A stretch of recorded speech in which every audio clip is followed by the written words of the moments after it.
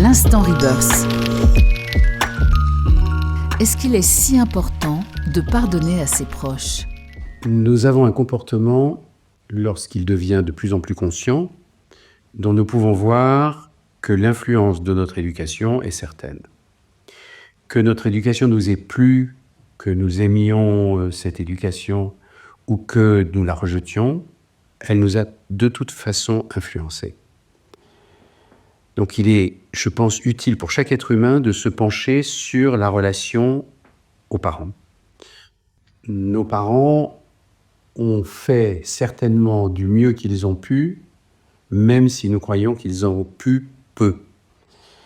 Et le défi pour nous sera toujours de passer du jugement sur l'éducation que nous ont proposée nos parents à la compréhension de ce qui s'est passé pour eux, de ce qui a fait qu'ils nous ont éduqués de la manière dont ils nous ont éduqués, et en même temps reconnaître que même s'il y a eu des choses qui ne nous ont pas plu dans leur comportement, dans leur éducation, nous en avons repris une partie. C'est ce que j'appelle la loyauté aux parents, à la famille. Même l'enfant qui a vécu des choses très très difficiles avec ses parents, il leur reste loyal. Sans doute inconsciemment, il les critiquera souvent, mais dans certains comportements, il les copiera.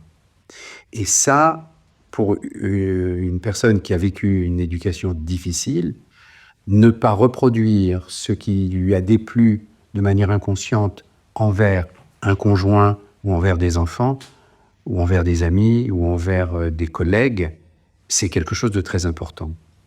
Donc je crois que ça passe par la compréhension et la compassion pour nos parents, l'absence de jugement que nous pouvons développer par rapport à ce qu'ils nous ont proposé, et arriver à aimer du mieux possible ces parents que nous avons parfois tant critiqués.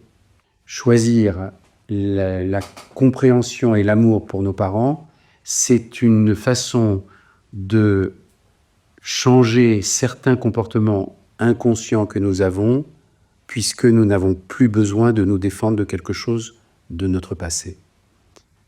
Donc, arriver à la paix avec nos parents, c'est un moyen d'installer un début de paix dans notre vie actuelle.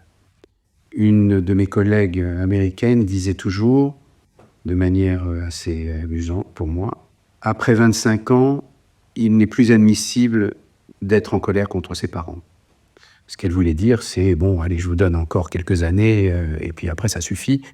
Acceptez d'avoir eu les parents que vous avez eus. » Je pense que moi, ça m'a beaucoup marqué cette phrase. C'était une des pionnières du Rebirth qui a fait partie de ma formation.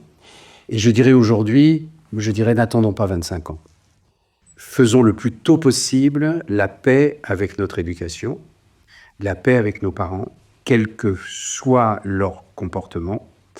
Et si nous voyons à quel point cet effort que nous faisons pour nous mettre en paix avec ces personnes qui sont nos parents est un tremplin pour notre liberté, notre expansion et notre capacité d'accepter la vie telle qu'elle est et la meilleure compréhension de l'autre.